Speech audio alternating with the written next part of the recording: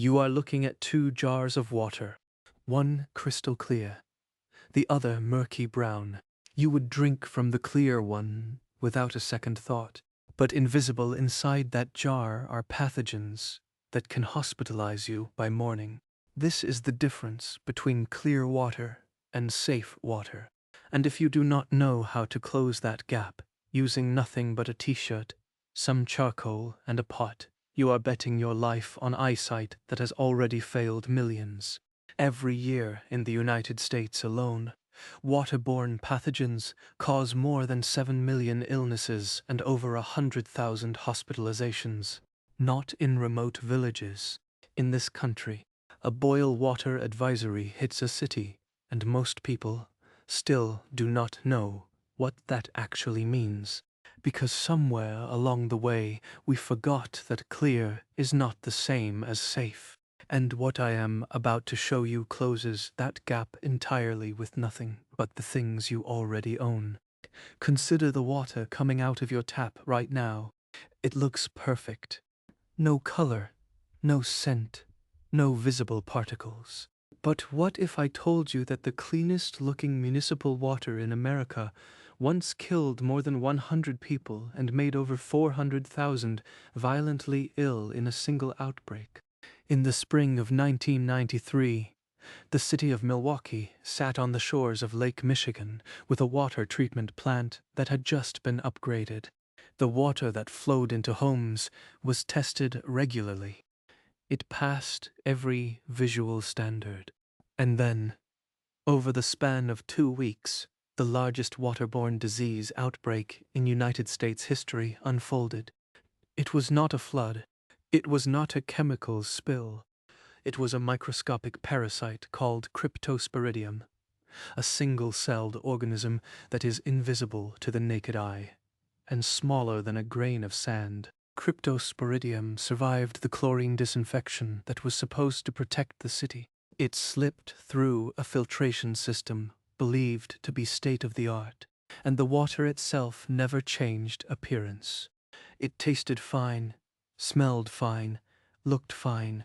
By the time health officials issued a boil water advisory, the damage was already done. Pharmacies ran out of anti-diarrheal medication. Emergency rooms overflowed. The most vulnerable, the elderly and the immune-compromised, did not recover. And the root cause was not some foreign contaminant introduced by accident. It was a pathogen that had always been there, one that clarity could never detect. Now, Lake Michigan is not the only source that hides this risk. All over the country, private wells, rural streams, and even municipal systems can harbor threats that water turbidity cannot show you. Bacteria like E. coli, viruses like hepatitis A and norovirus, and parasites like Giardia and Cryptosporidium thrive while the water remains deceptively transparent. This is the foundational lie that clarity tells, and it is the reason that millions of households each year face a boil water advisory and still do not know what that really means for the water sitting in their pipes. The brutal truth is that the deadliest threats in water are always invisible, and for centuries humans have learned this the hard way. But here is what makes you incredibly powerful right now. You can neutralize every single one of those threats without a single piece of advanced equipment. The process is 3 steps, and the first 2 are so simple that you will wonder why you were never taught them. But the third step is the one that separates safety from guesswork, and if you skip it, you are still betting your life on nothing more than your eyes. I will show you exactly what each step does, and the one thing boiling alone cannot fix. Step 1 is the most intuitive. If you have ever looked at a muddy puddle and waited for the dirt to sink, you already understand it. Take your water source, whatever it is, and let it sit. Give it time. The heavy particles, silt, clay, organic debris, will surrender to gravity and fall to the bottom. After a few hours, you will see a clear column of water sitting above a layer of sediment, and the instinct is to dip your cup, drink deep, and call it done. Do not. The water looks clean now. The turbidity is gone. The cloud that once screamed danger has settled out of sight, and your eye tells you the threat is over. Your eye is wrong. That settled water is still crawling with bacteria, viruses, and parasite cysts too small to see. All you have removed is the visible frame. The invisible danger remains untouched. But you have done something crucial that the next stage cannot work without. You have given yourself clear input. And the second step is where you attach a name to a thing you already own. A piece of cloth. A cotton t-shirt folded 4 times. A coffee filter. A tightly woven bandana. Pour the settled water through it. Right now, that is a filter, and it is catching particles down to 10 or 20 microns. Pathogens are far smaller than that, but what you are doing is scrubbing out the last suspended solids that would clog the next barrier. After cloth, you bring in sand and charcoal. If you have a 2-liter plastic bottle, you have a filter housing. Cut the bottom, invert it, layer coarse sand, fine sand, crush charcoal from a hardwood fire, and if you have it, gravel at the base. Pour your cloth-filtered water through that column. What comes out the bottom will be remarkably clear, odorless, and neutral in taste. Activated carbon, which is just charcoal that has been processed to open its pores, is a magnet for organic compounds that make water smell like pond or taste like iron. This is the exact technology inside the pitcher filter sitting in your refrigerator. And here is where millions of people stop every single year, believing they have just made safe drinking water. They haven't. The same CDC guidance that governs emergency water treatment states plainly that most activated carbon filters, the charcoal you just crushed and the pitcher filter your family trusts, are not suitable for use on microbiologically unsafe water. They do not kill bacteria. They do not remove viruses. They improve taste and smell. They do not create safety. A charcoal filter will not stop cryptosporidium. It will not touch hepatitis A. The water that emerges from that sand and charcoal column is still capable of making you violently ill. You now hold water that is the best-looking poison you have ever seen, and without the third step, you are about to drink it. But this is exactly where the third step enters, and it is a process so simple that a child can execute it, yet so misunderstood that people die because they skip a single minute of patience. Boiling. But before I show you what boiling actually does inside that pot, and the one contamination it can never remove, no matter how long you let it roll, you need to understand what happens when a city trusts its filtration and forgets this third step entirely. Because Milwaukee is not the only municipality that learned that lesson with human lives. In February 1994, 6,000 miles from Milwaukee, the country of Norway faced its own water crisis. The city of Bergen had just upgraded its water treatment system. The water was clear. It met every regulatory standard. Then, over a 2-week period, more than 4,000 residents fell ill with giardiasis, a parasitic infection that causes severe diarrhea, cramps, and weight loss that can last for weeks. The source was Lake Svartidiket. The pathogen was Giardia lamblia, a parasite whose cysts are so tough they can survive cold water for months and resist chlorine at standard doses. The water never changed color. It never produced an odor. Bergen had done exactly what Milwaukee did. It trusted filtration alone. And in both cities, the outbreak subsided only after the water authority finally issued a boil water advisory, the single most effective intervention known to public health. Boiling is not complicated, but it is specific.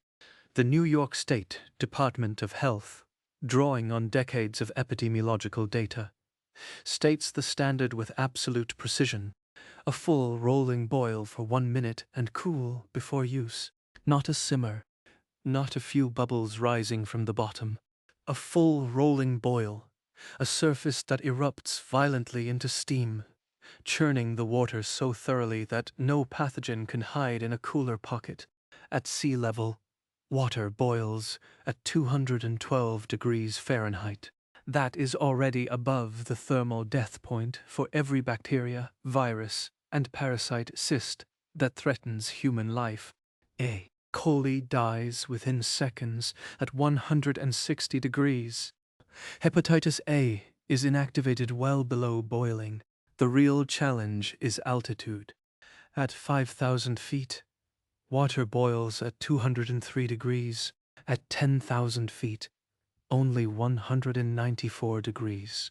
The 1-minute rule at sea level extends to 3 minutes at high elevations because the lower temperature requires longer exposure to achieve the same lethal effect. This is why the instructions change depending on where you stand, and why a blanket 30-second boil is never safe enough. When you pull a pot of water off the stove after a full minute of violent boiling, you have made it microbiologically safe. You have accomplished what a $50,000 municipal filtration plant failed to do in Milwaukee. You have done it with nothing but fire, a pot, and a watch. But here is what nobody tells you about boiling. It cannot remove chemicals. It cannot remove heavy metals. If your water contains lead, arsenic, mercury, or industrial solvents, boiling will not make those disappear. In fact, it can make them worse. Boiling reduces water volume. As steam escapes, the concentration of dissolved contaminants increases. A gallon boiled down to 3 quarts now carries the same total contaminant load in a smaller volume of water. In Flint, Michigan, where lead leached from aging pipes into tens of thousands of homes, boiling was not the answer. Boiling was a danger that concentrated the poison. The state issued a boil water advisory early in the crisis, then retracted it when they realized the contamination was chemical, not biological. That reversal broke trust in a way that still haunts the city. This is the line that separates the two great categories of water danger. Biological threats, bacteria, viruses, parasites, are killed by heat. Chemical threats, heavy metals, pesticides, industrial runoff, are not. And your eyes cannot tell you which one is in your glass. So the steps you have learned so far: settle, filter through cloth and charcoal, then boil, neutralize every biological threat. But they leave chemical threats untouched. For those, you need either activated carbon that has been rigorously tested for the specific contaminant, distillation, or reverse osmosis, none of which can be improvised from a t-shirt and a campfire. That limit is not a failure of the method. It is the boundary of what any field expedient can do. Know it, respect it, and understand when you must walk away from water that looks clean but carries an invisible poison that heat cannot touch. Because in a real emergency, the difference between surviving and becoming a casualty is not just knowing how to purify water. It is knowing when purification is not enough. And that brings me to the final piece: the 3 rules that tell you whether to trust your pot, your filter, and your common sense, or whether you need to find a completely different source. Here are the 3 rules. Rule 1.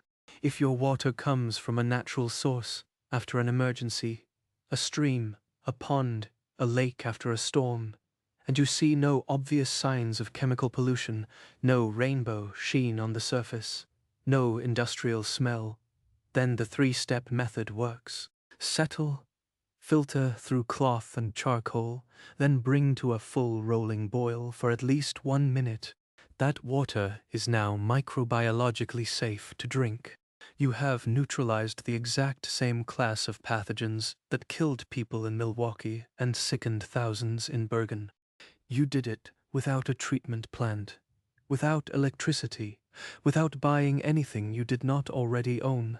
The agencies that write emergency preparedness guidelines agree. The CDC, the World Health Organization, the Red Cross, all of them point to boiling as the single most reliable backstop. This is not fringe knowledge. This is public health orthodoxy. But it only applies when the threat is alive enough to be killed by heat. Which brings me to Rule 2. If you smell fuel, solvents, or any chemical odor coming off that water, do not apply the 3-step method. Do not boil it. Do not filter it through your t-shirt and think you are fine. The water in your hands is chemically contaminated, and boiling it will only shrink the volume and concentrate the poison. This is the Flint lesson. This is what makes wildcat oilfield runoff or pesticide-laced farm pond water a completely different problem. Your nose is not a laboratory, but it is a warning device. If the water smells like a gas station or a nail salon, treat it as chemical waste. Find another source. The only thing the 3-step method does for chemical threats is give you a false sense of security that lasts exactly until you get sick. Rule 3. If you are anywhere near old mining country, industrial zones, or you know your plumbing has lead pipes, heavy metals are the threat you cannot see, cannot smell, and cannot boil away. In these cases, the 3-step method is for emergency use only when the alternative is dehydration. And you should understand clearly that you are not making the water safe in the long term. You are delaying the damage. Arsenic, lead, mercury. They accumulate in the body over time. A single glass of settled, filtered, and boiled water from a heavy metal source might not kill you. A month of drinking it will change your blood work forever. So Rule 3 is this. If you have any reason to suspect heavy metals, and you have any alternative water source at all, take it, even if that alternative looks muddier, because mud you can fix with a pot. Lead you cannot fix at all with the tools in your kitchen. Now, there is one final piece nobody mentions, and it is the reason some people still get sick after boiling perfectly. After you have boiled water, you must store it in a container that is equally safe. If you pour sterile water into a dirty bottle, you have just undone every step. The New York State Health Guidance says to use clean, sanitized containers with tight covers. That means washing them with soap and water, then sanitizing with a weak bleach solution, if available, then letting them air dry. The same hands that carefully timed a 1-minute rolling boil can ruin everything by pouring into a bottle that sat open in a garage for 6 months. And there is one more thing. Boiled water tastes flat. That is because you drove off the dissolved oxygen. It is perfectly safe. But some people refuse to drink it because the taste feels wrong. You fix that by pouring the water back and forth between 2 clean containers a few times. The air contact restores the oxygen and the taste returns to normal.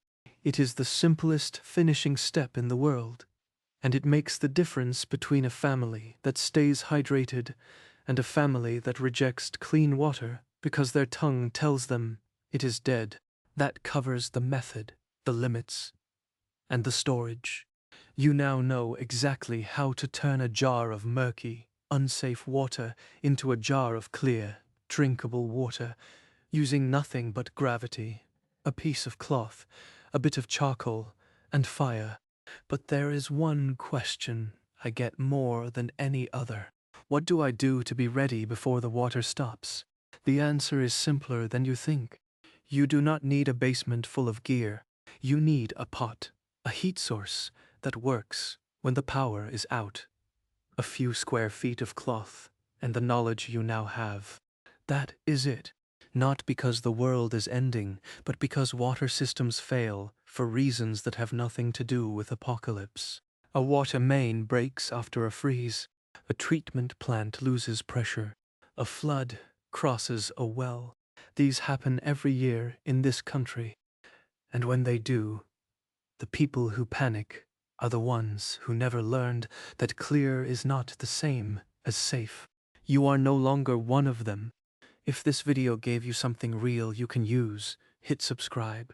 Not for the algorithm, but because there is more coming that builds on exactly this. And if this content made sense to you, I put together something extra.